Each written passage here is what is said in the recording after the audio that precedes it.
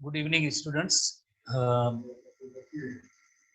कल हमने जैसे हार्ट के अंदर जो कंडक्शन है जिसकी वजह से हार्ट बीट होती है उसके बारे में हमने डिस्कस किया था, और एक सीरीज और तरतीब किस तरह से इलेक्ट्रिकल इम्पल्स और सिग्नल फॉर कॉन्ट्रैक्शन जनरेट होते हैं। सबसे पहले साइनो एट्रियल नोड और एसी नोड के अंदर जैसे इम्पल्स या जैसे हम कहें कि इसमें एक्शन पोटेंशियल जनरेट होता है, किसके लिए, ताकि जो हार्ट बीट के लिए जैसे चैम्बर्स हार्ट के कॉन्ट्रैक्ट हो, पहले एट्रिया कॉन्ट्रैक्ट हो, उसके बाद वेंट्रिकल्स कॉन्ट्रैक्ट हो, तो ये मैसेज जो जाता है एट्रिया तक, एट्रिया की वॉल्स तक या वेंट्रिकल्स की तरफ, तो उसकी एक सीरीज है। जैसे सबसे पहले सिग्नल और इम्पल्स जैसे साइनो एट्रियल नोड के अंदर जनरेट होते हैं, एक्शन पोटेंशियल जनरेट होता है sino atrial node, SA node short form में। एसी नोड के बाद then AV node, atrio ventricular node. AV node के बाद then bundle of His, bundle of His के बाद देन उसकी जो है दो ब्रांचेस बन जाती है, right and left bundle branches. Right and left bundle branches आगे जो है वेंट्रिकल्स की वाल तक जाएंगे, देन उनके अंदर जो है पुरकिंजी फाइबर्स, छोटे फाइबर्स जैसे बनते हैं, और देन ये वेंट्रिकल्स को कॉन्ट्रैक्ट कराते हैं। इस हवाले से कल हमने एक डिटेल में डिस्कस भी किया था, और यहाँ भी सेम इलस्ट्रेशन जैसे नंबर वन दैट इज जो एक नोडस टिश्यू या नोड है जिसे कहते हैं cyano atrial node. Cyano atrial node या पेस मेकर जो है ये प्राइमरी पेस मेकर है, बिकॉज हार्ट बीट के लिए सिग्नल इम्पल्स या एक्शन पोटेंशियल जो जनरेट होता है वो इस साइनो एट्रियल नोड के अंदर होता है। कहाँ मौजूद है? सुपीरियर वेना केवा के एंट्रेंस की पॉइंट पे, यहाँ पे जो है बिल्कुल उसकी एंट्रेंस की पॉइंट पे राइट एट्रियम के अंदर जो ये मौजूद है, राइट एट्रियम के अंदर, राइट एट्रियम के अंदर साइनो एट्रियल नोड और एसे नोड मौजूद है। उसके बाद जैसे आपको पता है एसे नोड के जो है साइनो एट्रियल नोड के जो सिग्नल और इम्पल्स किसकी तरफ जाते हैं, एक और जैसे नोडस टिश्यू है जिसे कहते हैं एवी नोड कहते हैं, atrio ventricular node, AV node, atrio ventricular node, AV node. AV node के बाद देन एक fibre, single fibre that is called bundle of His, bundle of His इसे कहते हैं। जिससे एक और भी नेम है बंडल ऑफ हिस का, एट्रियो वेंट्रिकुलर बंडल और बंडल ऑफ हिस पर्सन का नेम है, और एट्रियो वेंट्रिकुलर बंडल भी कहते हैं या बंडल ऑफ हिस भी कहते हैं। बंडल ऑफ हिस के बाद देन जो सेप्टम की जो यकीनन एट्रियो वेंट्री जैसे लाइक इंटरवेंट्रिकुलर सेप्टम है, उसके अंदर जैसे दो अलग अलग इसमें बंडल्स बन जाते हैं, एक राइट साइड का और बंडल की ब्रांच बन जाती है दूसरी लेफ्ट साइड की। तो इसी तरह से बंडल ब्रांचेस हैं, जैसे बंडल ऑफ हिस के बाद बंडल ब्रांचेस, यानी एक राइट साइड की और दूसरी जो है लेफ्ट साइड की जो है बंडल ब्रांच है। बंडल ब्रांच जो है ये आगे कंटिन्यूस है, कहाँ तक? वेंट्रिकल्स की वाल तक हो, और उनके अंदर देन छोटे फाइबर्स जिन्हें हम कहते हैं पुरकिंजी फाइबर्स, आखिर में number 5 that is called the पुरकिंजी fibres. तो इस तरह से जो इलेक्ट्रिकल इम्पल्स या एक्शन पोटेंशियल जो जनरेट हुआ था साइनो एट्रियल नोड में वो फाइनली पुरकिंजी फाइबर्स तक जाता है। तो ये सीरीज या पाथवे है जिसको आपने नोट करना है, याद करना है कि like number 1 cyano atrial node, sinoatrial node के बाद एट्रियोवेंट्रिकुलर नोड और एवी नोड के बाद देन बंडल ऑफ हिस के बाद right and left bundle branches, right and left bundle branches के बाद देन जो है पुरकुंजी फाइबर्स। ये सीरीज या तरतीब है। और हमारे एनटीबी बुक के अंदर जैसे नेक्स्ट पेज पे जो आखिरी पैरा है उसमें थोड़ा सा टाइम का आज हमें डिस्कस करना है। कल हमने थोड़ा बहुत डिस्कस किया था, आज इसको थोड़ा सा मजीद डिस्कस करते हैं टाइम के हवाले से इसमें क्या डिफरेंस है। जैसे आप इसमें सबसे पहले आप नोट करेंगे, सबसे पहले जो सिग्नल और इम्पल्स जो प्रोड्यूस होते हैं, एक्शन पोटेंशियल जो जनरेट होता है वो साइनोएट्रियल नोड में होता है। यहाँ पे एक्शन पोटेंशियल जो फास्ट होता है तकरीबन 60 to 40 बीट्स पर मिनट की हवा स्पीड से जैसे ये फास्ट इम्पल्स जनरेट होते हैं।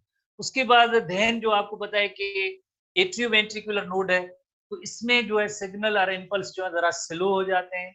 और उसके बाद देन बंडल ऑफ हिस है, बंडल ऑफ हिस के बाद then right and left bundle branches हैं, right and left bundle branches उसमें मजीद उसमें ये जो इनकी स्पीड जो है स्लो हो जाती है। और पुरकुंजी फाइबर्स हैं वो भी इस तरह से स्लो हो जाते हैं।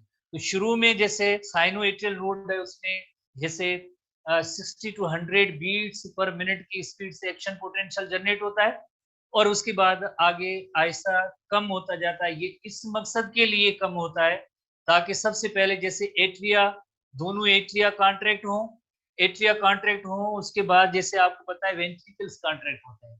जैसे एट्रिया कॉन्ट्रैक्ट हो तो यहाँ से जो सिग्नल जाए एट्रिया में जाए, एट्रिया की कॉन्ट्रैक्शन हो, एट्रिया अपने जो ब्लड जैसे राइट एट्रियम से ब्लड जो है राइट वेंट्रिकल की तरफ आए, लेफ्ट एट्रियम का ब्लड लेफ्ट वेंट्रिकल की तरफ आए। जब भी एट्रिया कॉन्ट्रैक्ट होंगे तो ब्लड यकीनन वेंट्रिकल में आता है। उसके बाद जैसे वेंट्रिकल्स कॉन्ट्रैक्ट होते हैं, वेंट्रिकल्स कॉन्ट्रैक्ट होते हैं तो देन जो है वेंट्रिकल्स से आउट गोइंग बड़ी जो है आर्टरीज जिसे हम एओर्टा कहते हैं उनके अंदर जाता है। तो एक रिदमिक पैटर्न के तहत जो है, ऐसे नहीं कि वेरी फास्ट, ऐसे नहीं कि सारे चैम्बर्स साथ जैसे कॉन्ट्रैक्ट हो, नहीं होता है। वाई? बिकॉज आप यहाँ पे जैसे इनकी स्पीड में फर्क है, इनकी स्पीड में फर्क है। कल हमने जैसे या परसों या प्रीवियसली जो हमने पढ़ा था कि वन जो कार्डियक साइकिल होता है उसको 0.8 सेकेंड टाइम लगता है। 0.8 सेकेंड को जैसे हम सबसे पहले जैसे एट्रियल सिस्टली होता है, देन वेंट्रिकुलर सिस्टली होता है, देन कंप्लीट कार्डियक डायस्टली होता है। तो उसका एक डिफरेंट फेजेस होते हैं, उसका एक टाइम होता है, गैप बनता है ताकि एक हार्ट के जो चैम्बर्स हैं कॉन्ट्रैक्ट हो तो दूसरे उस वक्त रिलैक्स हो, देन दूसरे चैम्बर्स वो कॉन्ट्रैक्ट हो तो उस वक्त जो वो ऐसे ना हो कि सारे चैम्बर्स जो कॉन्ट्रैक्शन में हो। तो उसके लिए जैसे टाइम का इसमें डिफरेंस आ जाता है। ये टाइम का डिफरेंस इस वजह से बिकॉज इनकी स्पीड में डिफरेंस आ जाता है। कल जैसे हमने पढ़ा था कि जैसे एवी नोड है, एट्रियो वेंट्रिकुलर नोड है, ये गेट कीपर के तौर पे काम करता है। कैसे? कि जितनी स्पीड जैसे इम्पल्स की साइनोएट्रियल नोड की इतनी स्पीड बीट्स के हवाले से इतनी सेम स्पीड एवी नोड की नहीं है। एवी नोड इसको कम कर देता है ताकि एक तरफ से जैसे एट्रिया कॉन्ट्रैक्ट हो, देन जो वेंट्रिकल कॉन्ट्रैक्ट ना हो। ऐसे नहीं कि ये मैसेज एकदम जो वेंट्रिकल तक चला जाए तो देन वेंट्रिकल से कॉन्ट्रैक्ट हो जाएंगे। तो इसमें गैप देने के लिए नेचुरली देखिए नेचुरल सेटअप है, नेचर ने ये बैलेंस किया है कि जिस तरह से यहाँ पे सिग्नल और इम्पल्स जो है जैसे फास्ट होते हैं उसमें और देन आगे जो है स्लो हो जाते हैं। तो हम नेक्स्ट आगे इनके हवाले से हर एक पॉइंट पे कितनी इनकी स्पीड के हवाले से जो एक्शन पोटेंशियल जनरेट होता है एक इलस्ट्रेशन में आते हैं। और ऐसी इलस्ट्रेशन हमारे किसी बुक में नहीं है, बट हम इसको थोड़ा सा नोट करेंगे ताकि हम लास्ट जो इसका जो टॉपिक है उसको हम समझ सकें, लास्ट टॉपिक है उसको समझ सके। उस हवाले से जैसे एक इलस्ट्रेशन भी हम आते हैं। जैसे सबसे पहले जैसे देखिए साइनोएट्रियल नोड है, साइनोएट्रियल नोड में जो नर्व सिग्नल और इम्पल्स जो जनरेट होते हैं सर, जिसे हम कहेंगे जो 60 to 100 beats per minute, 60 to 100 beats per minute. उसके बाद जैसे यही सिग्नल और इम्पल्स जो एट्रियोवेंट्रिकुलर नोड तक आते हैं तो एवी नोड में जो है 40 to 60 बीट्स पर मिनट, यानी इनकी स्पीड जो है कम हो जाती है। तो इसका मकसद क्या होता है? जैसे हमने कल पढ़ा था कि जैसे एवी नोड है ये गेट कीपर के तौर पे काम करते हैं because AV node slow downs the conduction velocity of the action potential of sinoatrial node। जो साइनोएट्रियल नोड की 60 to 100 बीट्स पर मिनट थी उसको इसने कम किया। कैसे? कि AV नोड के अंदर जो सिग्नल या इम्पल्स जनरेट होंगे की स्पीड कम होगी कितनी, 40 to 60 बीट्स पर मिनट। तो अब किसने इसने एवी नोड ने क्या किया, स्लो डाउन किया। कैसे स्लो डाउन किया, फ्रॉम 60 to 100। 60 to 100 किसकी जो है बीट थी, यकीनन ये साइनोएट्रियल नोड की जो है इतनी बीट थी है टाइम्स पर। अब एवी नोड क्या हुआ, यकीनन स्लो डाउन हो गया, क्या 40 to 60 बीट्स पर मिनट हो गई। तो यानी कंडक्शन वेलोसिटी को स्लो डाउन कर देते हैं, एक्शन पोटेंशियल की जो फ्रॉम 60 to 100 की जगह पे अब क्या हुआ, 40 to 60 बीट्स पर मिनट हो गया। इस वजह से या इस रीजन की वजह से it gives time for the atria to contract. अब देखिए यहाँ पे आगे जो है स्पीड स्लो हो गई है, यही सेम मैसेज आगे भी स्लो जाएगा, आगे भी स्लो जाएगा। मोर ओवर जो है ये बंडल ब्रांचेस और पुरकुंजी फाइबर में इसमें तो और भी ज्यादा स्लो हो जाती है। तो यानी तब तक इन एट्रिया को टाइम मिल जाता है, एट्रिया को टाइम मिल जाता है ये कॉन्ट्रैक्ट हो, ब्लड जो है वेंट्रिकल में आए। ऐसे नहीं कि अगर ये एकदम सिग्नल या मैसेज इतना क्विक और फास्ट जो है वेंट्रिकल्स तक आता तो यकीनन वेंट्रिकल भी एक साथ कॉन्ट्रैक्ट होगा। तो क्या हुआ, यहाँ पे सिग्नल और इम्पल्स जो वेरी फास्ट है और उसके बाद एवी नोड के अंदर स्लो हो जाते हैं। बंडल ऑफ हिस में भी वही सेम स्पीड है, बट आगे जैसे राइट बंडल ब्रांच है उसमें 20 to 40 बीट्स पर मिनट, और पुरकुंजी फाइबर्स में भी 20 to 40 बीट्स पर मिनट, इन दोनों की सेम है। बट यहाँ पे आप जैसे देखिए ये स्लो हो गई, इसका मकसद ये है कि ये जो मैसेज यहाँ से एट्रिया की तरफ गया था कॉन्ट्रैक्ट होने के लिए, ताकि वो एट्रिया भले मुकम्मल तौर पे कॉन्ट्रैक्ट हो, ब्लड वेंट्रिकल में आए। ऐसे ना है कि ये कॉन्ट्रैक्शन का मैसेज डायरेक्टली वेंट्रिकल तक भी चला जाए, तो देन तो सारे चैम्बर जैसे कॉन्ट्रैक्ट हो सकते हैं। तो नेचुरल सेटअप के अंदर एक ऐसा बैलेंस है कि जैसे यहाँ पे जो फास्ट सिग्नल और जैसे कंडक्ट होते हैं और उसके बाद ये स्लो डाउन हो जाते हैं। तो इसी टाइम की डिफरेंस की वजह से इट गिव्स टाइम, स्पीड में जो डिफरेंस आया है वो it gives time for the atria, atria को टाइम मिलता है ताकि वो कॉन्ट्रैक्ट हो before depolarising and contracting the ventricle. ऐसे ना हो कि वेंट्रिकल ये भी साथ कॉन्ट्रैक्ट हो, उनसे पहले पहले ये एट्रिया कॉन्ट्रैक्ट हो, देन वेंट्रिकल कॉन्ट्रैक्ट हो। नेचुरल यही है ना, पहले बोथ एट्रिया कॉन्ट्रैक्ट टुगेदर, उससे वेंट्रिकल रिलैक्स होते हैं, फिर वेंट्रिकल्स कॉन्ट्रैक्ट होते हैं। तो यानी एट्रिया को कॉन्ट्रैक्ट होने के लिए, एट्रिया को कॉन्ट्रैक्ट होने के लिए यहाँ पे जो है सिग्नल्स और इम्पल्स जो जनरेट होते हैं वो स्लो होते हैं, ताकि ये स्लो स्लो मैसेज जाए आगे, स्लो स्लो जाए, ताकि ये सबसे पहले एट्रिया कॉन्ट्रैक्ट हो और उसके बाद ही वेंट्रिकल्स कॉन्ट्रैक्ट। तो ये कोई भी पॉइंट हमारे टेक्स्ट बुक में नहीं है। कौन सी पॉइंट, कि बीट्स पर मिनट के हवाले से ऐसी कोई भी पॉइंट हमारे टेक्स्ट बुक में नहीं है, नहीं आपको याद करनी। बट आपकी जहन में ये होनी चाहिए कि जो आखिरी पैरा जिसकी हम बात कर रहे हैं, जैसे एनटीबी बुक के अंदर है, उसको समझने के लिए ये चीज आपको आपके जहन में होनी चाहिए। क्या, कि साइनोएट्रियल नोड में जैसे ये सिग्नल और इम्पल्स जो है 60 to 100 बीट्स पर मिनट के हवाले से जनरेट होते हैं एक्शन पोटेंशियल, और एवी नोड है उसमें जैसे 60 से यकीनन स्लो डाउन हो गए, 40 to 60 बीट्स हो गए। बंडल ऑफ हिस में भी 40 to 60 बीट्स पर मिनट है, बट आगे और भी जैसे स्लो हो गई, right and left bundle branch के अंदर अगेन 20 to 40 बीट्स है, पुरकुंजी फाइबर्स में भी 20 to 40 बीट्स पर मिनट के स्पीड से जैसे कंडक्शन होती है सिग्नल की या एक्शन पोटेंशियल जो जनरेट होता है वेरी सिमिलर होता है। होपफुली आपने ये समझा होगा कि ऐसा क्यों है, ये स्पीड का डिफरेंस क्यों है। ये इस मकसद के लिए है कि पहले एट्रिया कॉन्ट्रैक्ट हो और उसके बाद ही वेंट्रिकल कॉन्ट्रैक्ट हो। ठीक है, अब हम आते हैं कि इनके दरमियान जैसे टाइम कितना लगता है, कि सिग्नल साइनोएट्रियल नोड से एवी नोड तक पहुंचने में कितना टाइम लगता है, और देन जैसे एक बीट में जैसे 0.8 सेकेंड टाइम लगता है, तो उसमें कितना टाइम जो रिलैक्सेशन का मिल जाता है या उनमें गैप कितना आता है, वो नेक्स्ट इलस्ट्रेशन में हम समझते हैं। नेक्स्ट इलस्ट्रेशन ये है कि जैसे साइनोएट्रियल नोड से सिग्नल और इम्पल्स जो है एवी नोड तक पहुंचने में 0.4 सेकेंड लगते हैं, 0.4 सेकेंड की। उसके बाद जैसे एवी नोड से बंडल ऑफ हिस में 0.11 सेकेंड। तो इस तरह से क्या हुआ कि total delay of 1.5 second allows completion of atrial contraction. तो ये यहाँ पे स्पीड स्लो हो गई थी ना, तो ये अलाउ करते हैं, डिले क्या अलाउ करती है, ताकि ये एट्रिया कॉन्ट्रैक्ट हो। ये जैसे यहाँ पे तो वेरी फास्ट आ गए सिग्नल एवी नोड तक, बट आगे जैसे आपने देखा कि वेरी स्लो जा रहे हैं, सिग्नल वेरी स्लो जा रहे हैं। तो ये डिले का ओवरऑल मकसद क्या है? डिले का मकसद ये होता है कि ताकि ये allow us completion of atrial contraction, ताकि पहले एट्रिया कॉन्ट्रैक्ट हो, देन ब्लड वेंट्रिकल्स में आए, फिर उसके बाद वेंट्रिकल्स कॉन्ट्रैक्ट हो। उस वजह से ये डिले होती है।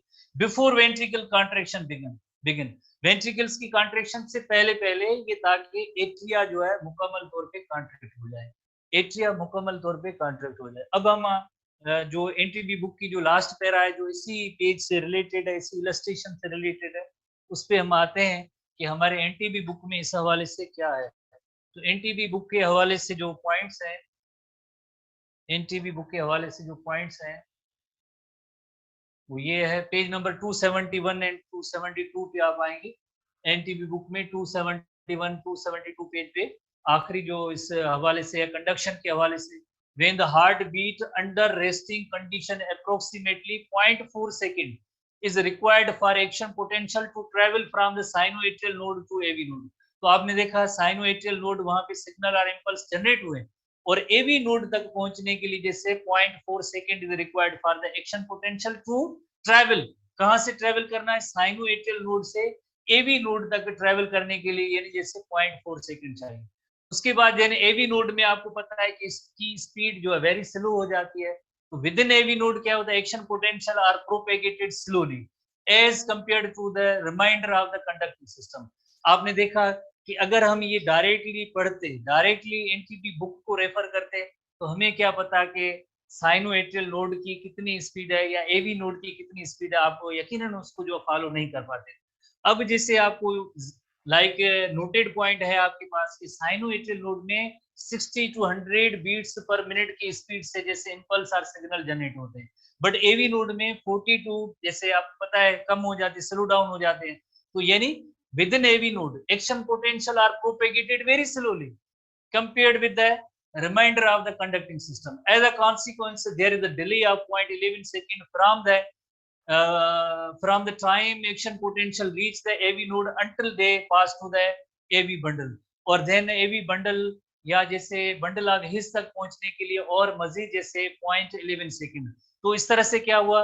द टोटल डिले जो 1.15 सेकेंड है allows the completion of atrial contraction before ventricle contraction begins।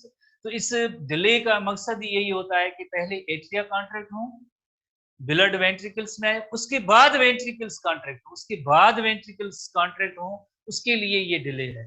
और डिले का जैसे नेचुरल सेटअप में क्या है, रीजन क्या है कि साइनोएट्रियल नोड में एक्शन पोटेंशियल जनरेट होता है, वो फास्टर स्पीड का होता है। उसके बाद एवी नोड में स्लो, बंडल ऑफ हिस में वही सेम रेट, बट आगे जो है बंडल ब्रांचेस और पुरकुंजी फाइबर्स में और भी स्लो हो जाता है। तो ये इसमें एक गैप बन जाता है 0.15 सेकेंड का वेंट्रिकल्स तक मैसेज आने में। तो तब तक एट्रिया कॉन्ट्रैक्ट हो चुकी होती है और देन जो वेंट्रिकल कॉन्ट्रैक्ट होते हैं। तो ये उस हवाले से जो पॉइंट्स थे, इसी पैरा को समझने के लिए हमने एक अलग इलस्ट्रेशन के जरिए देखा था। होपफुली आपने इसको समझा होगा। अब हम नेक्स्ट टॉपिक में आते हैं, हमारे पीएमसी के सिलेबस के हवाले से। काफी सारे थोड़ा सा जैसे हम बात करें कि स्टूडेंट कहते हैं कि फर्स्ट ईयर का नया बुक आ गया है, काफी सारे स्टूडेंट ने मैसेज किया है। तो फर्स्ट ईयर का नया बुक आ गया, उससे आप एंट्री टेस्ट के स्टूडेंट्स का कोई रिलेशनशिप नहीं है। फर्स्ट ईयर का नया बुक आएगा, यकीनन जो नए अगर आया है या आएगा फ्यूचर में, तो नए स्टूडेंट्स के लिए होगा। जो नई बैच फर्स्ट ईयर की आएगी उनके लिए होगा, आप लोगों के लिए नहीं होगा। आप लोगों ने अभी तक वो बुक देखा ही नहीं है, तो आप एंट्री टेस्ट के स्टूडेंट्स इस बारे में सोचना जो है छोड़ दें। ये आपका बुक नहीं है, आपने नहीं पढ़ा है, तो डोंट वरी। आपके पास जो अभी तक जो चीजें हैं आप उनको ही फॉलो करें, लेफ्ट राइट की तरफ ना देखें। आप फोकस्ड रहें अपनी स्टडीज पे, कंसंट्रेशन दें अपनी स्टडीज पे। तो बुक आए या ना आए उससे आपका कोई रिलेशनशिप नहीं है, ठीक है? आएगा फिर देन जो देखेंगे। तो नेक्स्ट जो हमारा जो टॉपिक है, जैसे अगर हम देखें पीएमसी के हवाले से, जो हमारा फिलहाल जो सिलेबस हमारे पास जो मौजूद है कार्डियोवैस्कुलर सिस्टम में, पीएमसी का सिलेबस क्या है? पीएमसी के सिलेबस के हवाले से हार्ट की स्ट्रक्चर, जो हमने ह्यूमन हार्ट की स्ट्रक्चर हमने पढ़ ली, डिस्कस की। और उसके बाद जो दूसरी जो पॉइंट है that is the blood vessels. दूसरी जो हेडिंग है पीएमसी के सिलेबस के हवाले से वो है ब्लड वेसल्स। मोर ओवर इसमें और भी मजीद जैसे डिटेल मौजूद है, स्ट्रक्चर ऑफ ह्यूमन हार्ट है, और फेजेस ऑफ कार्डियक साइकिल ये भी हमने पढ़ा। List the difference and function of capillaries, arteries and veins. यानी पीएमसी के सिलेबस में है ही यही पॉइंट्स हैं, हार्ट है, कार्डियक साइकिल है, आर्टरीज, वेन, कैपिलरीज, इसके अलावा और कुछ भी नहीं है पीएमसी के सिलेबस में, यही टॉपिक्स हैं। तो अब हम नेक्स्ट टॉपिक में आते हैं, जिससे ब्लड वेसल्स के टॉपिक में आते हैं। ब्लड वेसल्स, जैसे ब्लड वेसल्स में क्या है, आर्टरीज है, आर्टरीज के अलावा जो वेन्स हैं, और वेन्स के अलावा जो है कैपिलरीज है।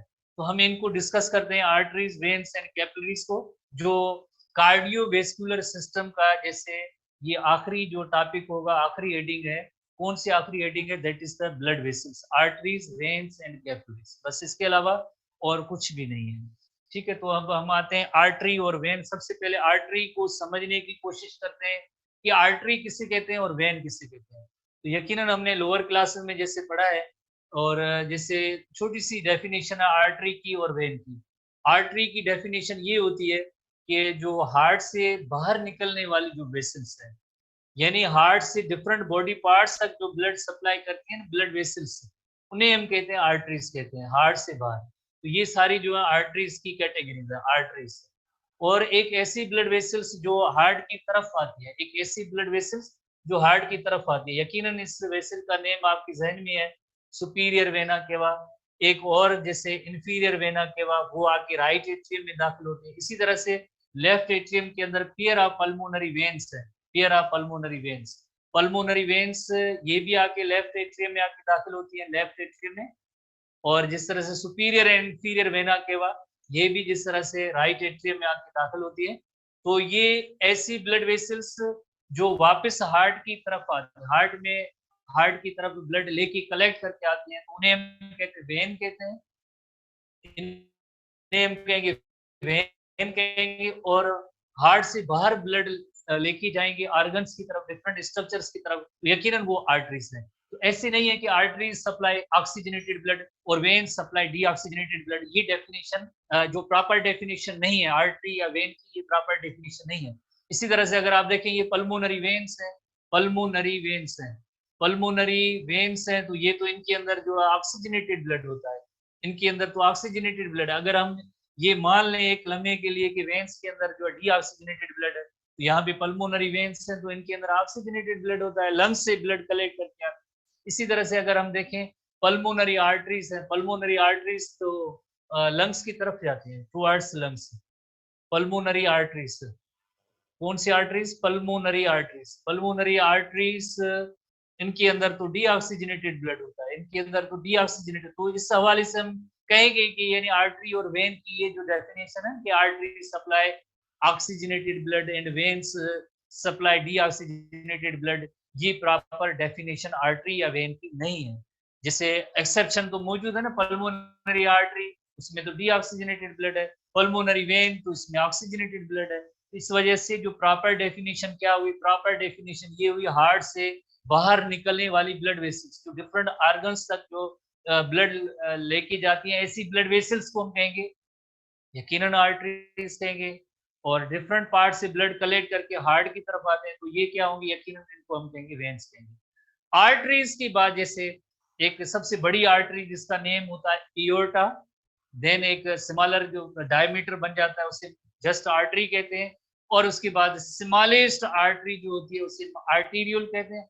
आर्टीरियोल के बाद कैपिलरी एंड होता है, कैपिलरीज का नेटवर्क होता है जहां पे टिश्यूज और ब्लड के दरमियान एक्सचेंज ऑफ मटेरियल होती है, वो सिर्फ कैपिलरीज एंड पे होता है। कैपिलरीज एंड के बाद वापस जो है रिटर्न ब्लड होता है हार्ट की तरफ। तो सबसे पहले venule, the smallest when is called venule, उसके बाद एक कॉमन सी वेन, और देन उस वेन का डायमीटर जब बड़ा हो जाता है, द लार्जेस्ट वेन कहलाती है, वो होगी वेना केवा। और वेना केवा वापस जो है हार्ट के राइट एट्रियम में आके दाखिल होती है। तो इस तरह से ब्लड वेसल्स की कैटेगरी हुई आर्टरी, वेन एंड कैपिलरीज की। तो हम एक छोटी सी डेफिनेशन जो हमारे बुक में भी है और आगे इलस्ट्रेशन भी है, हम उनको देखेंगे कि क्या है इनकी डेफिनेशन। जैसे आर्टरीज है, arteries, the smallest arteries are called arteriole which carry blood away from heart। तो आपने देखा हार्ट से बाहर जो ब्लड जा रहा है, ऐसी ब्लड वेसल्स को हम कहेंगे आर्टरीज कहेंगे। वेन्स क्या है? which return the blood to the heart, यानी वापस हार्ट की तरफ जो ब्लड आता है, वापस हार्ट की तरफ जो ब्लड आता है वो वेन्स के जरिए आता है। कैपिलरीज क्या है? Which permit exchange of material within the tissue. Tissues और ब्लड के दरमियान एक्सचेंज ऑफ मटेरियल होता है, वो माइक्रोस्कोपिक इन ब्लड वेसल्स जिन्हें हम कहेंगे कैपिलरीज। कैपिलरीज लेवल पे एक्सचेंज ऑफ मटेरियल होता है। तो एक आगे एक इलस्ट्रेशन देखते हैं। इलस्ट्रेशन देखते हैं जैसे हार्ट से बाहर निकलने वाली ब्लड वेसल, हार्ट से बाहर निकलने वाली ब्लड वेसल्स जैसे यकीनन जो हम उसे आर्टरी कहते हैं, और उसमें जो सबसे बड़ी आर्टरी होती है उसे एओर्टा कहते हैं। देन डायमीटर और छोटा हो जाता है तो उसे हम जस्ट आर्टरी कहते हैं, और the smallest artery is called arterial. और उसके बाद एक कैपिलरीज का नेटवर्क होता है, कैपिलरीज। कैपिलरीज के बाद देन जो smallest when is called venule, थोड़ा डायमीटर बड़ा होता है तो जस्ट वेन है। और द लार्जेस्ट वेन जो होगी उसे हम वेना केवा कहेंगे, जिसका डायमीटर बड़ा होगा। और वेना केवा वापस right atrium of the heart के अंदर दाखिल होगी। तो इस तरह से जो है ब्लड वेसल्स हैं 3 टाइप्स की। तो उसमें हम देखेंगे कि जैसे इनकी स्ट्रक्चर क्या है, इनका एक दूसरे में जैसे डिफरेंस क्या है, जैसे हमारी मेन हेडिंग है डिफरेंस के हवाले से। तो सबसे पहले हम थोड़ा सा कंपेरेटिव एक चार्ट को देखते हैं, जहन में आ जाए कि इसमें क्या क्या डिफरेंस है। कंपेरेटिव चार्ट के हवाले से देखेंगे आर्टरीज और वेन्स और कैपिलरीज का जैसे थोड़ा सा डिफरेंस होता है कि डायमीटर जो है जो इनका बड़ा होता है, सबसे ज्यादा बड़ा लार्ज डायमीटर जो है जैसे आर्टरीज का होता है। और इसी तरह से जो वेन है, और देन जो smallest one that is capillaries है। कैपिलरीज जो है आर्टरीज के बाद जैसे ये चले एक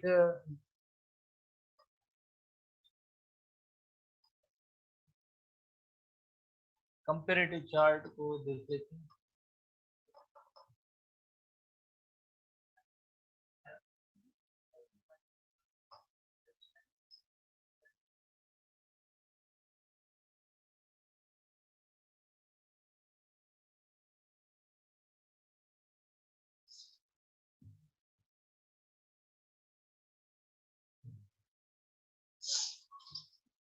comparative chart, arteries carry blood away from heart तो उसे आर्टरीज कहते हैं। Veins carry blood towards heart तो उसे वेन कहते हैं। और कैपिलरीज क्या है? लिंक है आर्टरी टू वेन के दरमियान, जिनके दरमियान कैपिलरीज का नेटवर्क होता है। तो चाहे आर्टरी हो या वेन हो, उसके अंदर जो 3 लेयर्स होते हैं, tunica externa, tunica media, tunica interna. Artery के अंदर वही 3 लेयर्स होते हैं और वेन के अंदर भी वही 3 लेयर्स होते हैं। बट आर्टरी जो है जरा थिक होती है और वेन जो इसके कंपेरेटिवली थिन होती है। बाकी जैसे कैपिलरीज होती है तो वो उनके अंदर है ही एक वन लेयर की और सिंगल लेयर के बने हुए, tunica externa, tunica interna, tunica media वगैरह नहीं होते। इनका ल्यूमन स्मॉल है और इनका ल्यूमन जो लार्ज होता है, और ये वेरी स्मॉल है। और इसी तरह से इनमें वॉल्स एब्सेंट हैं, इनमें वॉल्स प्रेजेंट होते हैं और इनमें वॉल्स एब्सेंट होते हैं। आर्टरीज के अंदर हाई ब्लड प्रेशर होता है, इनमें लो ब्लड प्रेशर होता है, इनमें प्रेशर होता ही नहीं है, फॉल कर जाता है, कम होता है, ना होने के बराबर। बिकॉज आर्टरीज के बाद जो आर्टीरियल एंड होता है तो वहाँ कैपिलरीज नेटवर्क होता है। जब कैपिलरीज नेटवर्क बन जाता है तो वहाँ पे प्रेशर जो है कम हो जाता है, तो इसमें जो प्रेशर होगा ही नहीं। तो इसमें आर्टरीज के अंदर रैपिड ब्लड फ्लो करता है, वेन्स के अंदर जो है थोड़ा स्लो होता है। और द स्लोएस्ट, सबसे स्लोएस्ट जो है ब्लड फ्लो कैपिलरीज में होता है, ताकि मैक्सिमम जो है exchange of material between blood and tissues में हो सके। इस वजह से सबसे स्लोएस्ट जो है ब्लड जो फ्लो होता है वो कैपिलरीज में होता है। हम आगे आते हैं, अगेन एक और इलस्ट्रेशन है। इलस्ट्रेशन में जैसे देखिए फंक्शन के हवाले से आर्टरीज का फंक्शन है कि ब्लड हार्ट से डिफरेंट पार्ट्स तक जाता है, और ये वेन्स में जो है टुवर्ड्स हार्ट है। और कैपिलरीज का काम हो मटेरियल की एक्सचेंज होती है। प्रेशर आर्टरीज के अंदर हाई होता है, लो होता है और द लोएस्ट होता है। डायमीटर जो नैरो होता है इनका वाइड होता है और एक्सट्रीमली नैरो है। थिकनेस सबसे ज्यादा थिकनेस आर्टरीज थिक होती है और इनका थिन होता है, ये एक्सट्रीमली थिन होती है। 3 लेयर्स जैसे 3 लेयर जैसे आर्टरीज के अंदर 3 लेयर सेम होंगे, वेन्स के अंदर भी ये 3 लेयर सेम सेम होंगे। ट्यूनिका एडवेंशिया या tunica externa, tunica media, tunica intima और इंटरना, तीनों लेयर सेम है। बट ये जो ट्यूनिका मीडिया होता है, ट्यूनिका मीडिया होता है आर्टरीज के अंदर, उसमें मसल्स के लेयर्स ज्यादा होते हैं ट्यूनिका मीडिया के अंदर। तो ये थोड़े से कम होते हैं, लेस मस्कुलर होती है, बिकॉज इनको ब्लड प्रेशर के हवाले से डायमीटर है वो उसको रेगुलेट करना होता है, तो इस वजह से ये इलास्टिक भी ज्यादा होती है, बिकॉज यहाँ पे मोर मसल्स होती है इनमें। और इनके अंदर तो ओनली वन लेयर है, tunica intima only single endothelium layer का बना होता है। तो इसमें large amount of muscle fibre मौजूद है आर्टरीज के अंदर, इसमें स्मॉल अमाउंट, और इनमें है ही नहीं क्योंकि है ही वन लेयर की है। आर्टरीज के अंदर वॉल्स नहीं है, वेन्स के अंदर वॉल्स हैं और इनके अंदर वॉल्स नहीं है। थोड़ी सी ये कंपेरेटिव चार्ट है, उसके बाद हम तीनों को वन बाय वन डिस्कस करेंगे। सबसे पहले जैसे आर्टरीज में आएंगे, बट इन सब चीजों के हवाले से सबसे पहले आप देखें कि जैसे थ्री लेयर्स है ना, tunica adventitia, externa, tunica media, tunica intima, tunica interna, इन पे हम ज्यादा फोकस देंगे। थ्री लेयर्स आर्टरीज के अंदर थ्री लेयर्स हैं, और इन्हीं वेन्स के अंदर भी जैसे थ्री लेयर्स हैं। कौन से? Tunica adventitia externa, tunica media, tunica intima. बाकी जैसे ल्यूमन और डायमीटर जिसे हम कहते हैं, या वेसल के अंदर जो गैप होता है, ये नैरो और ये वाइड, इस हवाले से जैसे हम थ्री लेयर्स है, इनमें डिफरेंस कहाँ पे होता है, यकीनन इनको हम नोट करें। बाकी इतना ज्यादा जैसे डिफरेंस नहीं है, बाकी इतना ज्यादा डिफरेंस नहीं है। हम डिस्कस करते हैं सबसे पहले आर्टरीज। तो आर्टरीज के हवाले से जो हमारे बुक के अंदर जो पॉइंट्स हैं, आर्टरीज के हवाले से carry blood away from the heart, तो उसे हम आर्टरीज कहते हैं। They are pink in colour and are within the muscles. Arteries vary in size. Vary in size की मीनिंग ये होती है कि सबसे पहले जो आर्टरीज, इनका डायमीटर बड़ा होता है, देन आहिस्ता आहिस्ता छोटा हो जाता है। एक एओर्टा, उसका डायमीटर बड़ा, आर्टरी देन उससे छोटा, आर्टीरियोल का सबसे छोटा डायमीटर है, द स्मॉलेस्ट आर्टरी, और पिंक कलर की ये जो है नजर आती है। और डीप सीटेड है, बजायर स्किन के जरिए ये आर्टरीज नजर नहीं आती है। आर्टरीज ब्रांच इनटू आर्टीरियल, यानी ब्रांच का मतलब है ये डिवाइड हो जाती है फाइनली जो है आर्टीरियल में। द स्मॉलेस्ट, सबसे जो स्मॉलेस्ट आर्टरीज हैं उन्हें आर्टीरियल कहते हैं, और देन जो है आगे कैपिलरीज का नेटवर्क आ जाता है। Lumen of arteries has no walls, इसमें वॉल्स नहीं है। The wall of arteries, wall of arteries का मतलब है जैसे आर्टरी ओवरऑल जिसे हम कहेंगे ना कि वेसल है, तो वेसल अगर कोई भी आप ट्यूब्यूलर चीज देखें या कोई भी ऐसी जो जैसे ट्यूब लाइक हो, यकीनन तो एक तो अंदर ये गैप होगा जिसे हम कहते हैं ल्यूमन कहते हैं। बाकी तो ये वाल है, तो वाल किसकी बनी हुई? जैसे अगर आप देखें, अगर लोहे की पाइप को देखें कि लोहे की बनी हुई है, प्लास्टिक का पाइप होगा, यकीनन कोई प्लास्टिक का मटेरियल होगा, थिन होगा, थिक होगा, क्या होगा, तो यकीनन इसकी हम कंपोजिशन नोट करेंगे, क्रॉस सेक्शन करेंगे तो हमें तीन लेयर नजर आते हैं आर्टरीज के अंदर या वेन्स के अंदर, tunica externa, tunica media, tunica intima, tunica interna. तो ल्यूमन ऑफ आर्टरीज है, इसमें नो वॉल्स हैं। थ्री कोर्स आर ट्यूनिक्स हैं, कौन कौन से?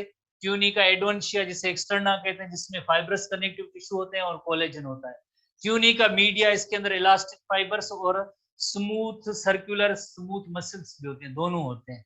Tunica intima just single epithelium का जो है जैसे एक लेयर होगा, प्लस में इलास्टिक फाइबर्स होगा जो इलास्टिन प्रोटीन के बने होते हैं। तो ट्यूनिका मीडिया, जैसे आप थोड़ा सा वेन को कंपेयर करेंगे, ट्यूनिका जो मीडिया होता है, हालांकि ये थ्री लेयर्स आर्टरी वेन दोनों के अंदर मौजूद है, बट ट्यूनिका मीडिया है वो मोर थिकर देन वेन्स है। वेन्स में थिन होता है, आर्टरीज में ज्यादा होता है, थिक होता है। क्यों होता है भाई? Because it has to control the diameter of the arteries, a key step in maintaining the blood pressure. Blood pressure को मेंटेन करने के लिए, जाहिर है ब्लड प्रेशर किस पे होता है? आर्टरीज पे होता है। तो आर्टरीज जैसे एक जैसा सब जगह पे ब्लड प्रेशर नहीं होता है। सबसे पहले एओर्टा, उसमें तो हाई ब्लड प्रेशर होता है, और उसके बाद जैसे प्रेशर आहिस्ता आहिस्ता आगे कम होता जाता है, आर्टरीज एंड आर्टीरियल, और फाइनली कैपिलरीज के अंदर बहुत ही कम हो जाता है। यकीनन जो ये जो मसल्स हैं ये रेगुलेट करते हैं। तो ये स्मूथ मसल्स कहाँ होती है? ये स्मूथ मसल्स मिडिल लेयर के अंदर होती है, मोर मस्क्यूलर इन नेचर होता है। वेन में इतनी ज्यादा मसल्स नहीं होती है, आर्टरीज में ज्यादा होती है। तो ये ट्यूनिका मीडिया जो है, आप कंपेयर करेंगे किसके साथ? वेन की ट्यूनिका मीडिया और ट्यूनिका मीडिया जो आर्टरी है, उनमें ये फर्क है कि आर्टरीज का जो ट्यूनिका मीडिया है इसके अंदर बहुत ज्यादा मसल्स हैं, more muscular in nature, more muscular in nature है। ठीक है, तो हम ट्यूनिका आगे जो डिस्क्रिप्शन पे आते हैं, the wall of artery consist of three coats are tunic, tunica adventitia, tunica media and tunica intima, three layer. सबसे पहले आउटर मोस्ट लेयर और उसके बाद मिडिल लेयर और उसके बाद innermost layer. The outermost layer is called tunica adventitia और tunica externa. किसका बना हुआ है? Fibrous connective tissue, white fibrous connective tissue plus collagen fibres, collagen fibres का बना हुआ। मिडिल लेयर जिसे ट्यूनिका मीडिया कहेंगे, और इसके अंदर जो है variable amounts of elastic fibres भी है, प्लस में इनकी जरा थिकनेस आर्टरीज के अंदर ज्यादा होती है, बिकॉज इसके अंदर मोर सर्कुलर स्मूथ मसल सेल्स ज्यादा होते हैं। सबसे इनर मोस्ट लेयर है जिसे हम ट्यूनिका इंटीमा कहते हैं, इसके अंदर squamous epithelium and elastic fibres जो इलास्टिन के बने होते हैं। उसके बाद जैसे आर्टरीज जब ब्रांच होती है, डिवाइड होती है आर्टीरियोल में, तो आर्टीरियोल का काम क्या होता है? Transport blood from small arteries to capillary. आगे जो है कैपिलरीज का एंड होगा, आर्टीरियोल के बाद कैपिलरीज एंड होगा। और एओर्टा क्या है? द लार्जेस्ट आर्टरी है, इसका डायमीटर सबसे ज्यादा है 23 नैनोमीटर। ऐसे सवाल जो होते हैं टोकन टाइप के सवाल होते हैं, 23 मिलीमीटर इनका डायमीटर है। और जो आर्टीरियोल द स्मॉलेस्ट है 0.2 मिलीमीटर इन डायमीटर होते हैं द स्मॉलेस्ट आर्टरी। इनके अलावा जो अदर फीचर्स हैं आर्टरीज की, they are deep seated. Deep seated की मीनिंग है बज़ाहिर हमें नजर नहीं आएगी। जिस तरह से आपने देखा होगा कभी कभार, मुझे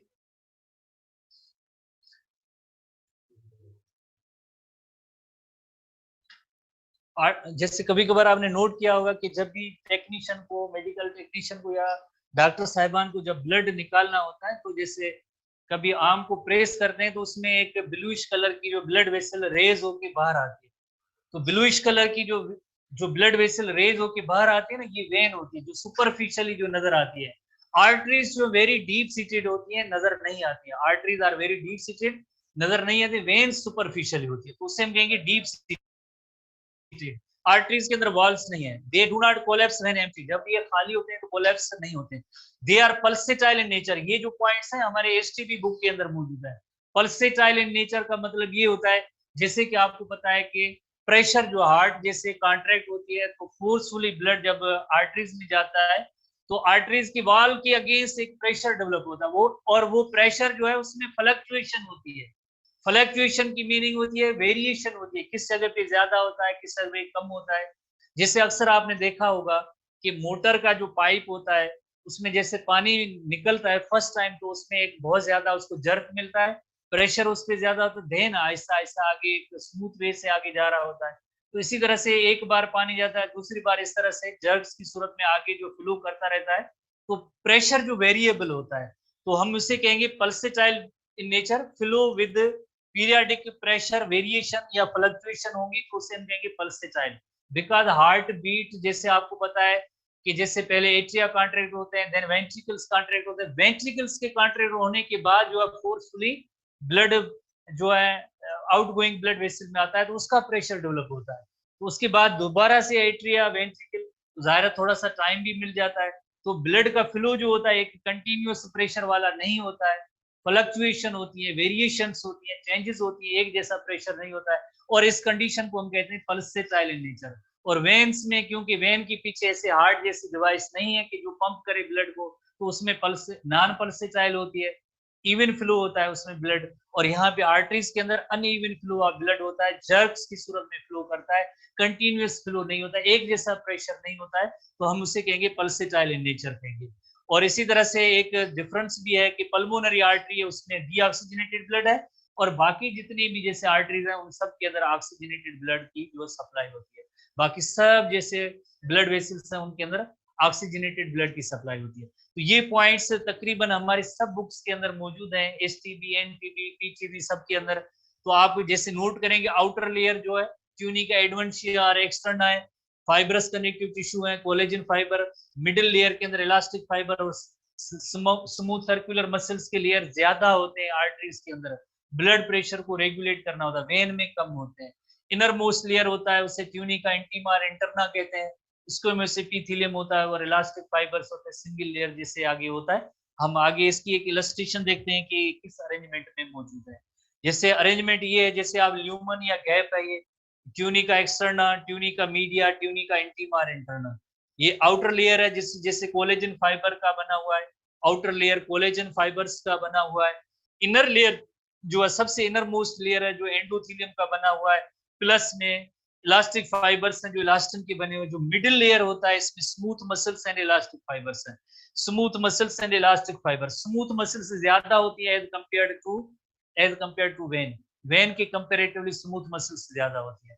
जैसे ये देखें अगेन, ये जो थिक आउटर कवर है, जो ट्यूनी का एक्सटर्ना है, जिसमें कोलेजन फाइबर्स ज्यादा होते हैं, जो मिडिल लेयर है उसके अंदर, मिडिल लेयर के अंदर मसल्स और इलास्टिक फाइबर्स होते हैं, और सबसे इनर लेयर है दैट इज कॉल्ड, जैसे ट्यूनी का इंटीमा जो एंडोथेलियम का बना हुआ है प्लस में इलास्टिन फाइबर, और बाकी ये ल्यूमन और गैप और स्पेस है। एंडोथेलियम जो होता है, एंडोथेलियम जैसे स्क्वेमस एंडोथेलियम एक, इससे पहले भी हमने एक पॉइंट जैसे पढ़ी है, ये ऐसे स्क्वेमस एपिथेलियल सेल्स जो होते हैं लंग्स के अंदर भी होते हैं, लाइनिंग ऑफ द हार्ट के अंदर होती है, ब्लड वेसल्स में भी होती है, लिम्फेटिक वेसल में भी ऐसे स्क्वेमस एपिथेलियल सेल्स मौजूद होते हैं। और ये क्या करते हैं, अलाउज द मटेरियल बिटवीन, जैसे डिफ्यूजन प्रोसेस में आगे जो काम आएंगे, बट तो इसे हम कहेंगे ऐसा जो स्क्वेमस एपिथेलियल सेल होता है, इस तरह की सेल्स होते हैं।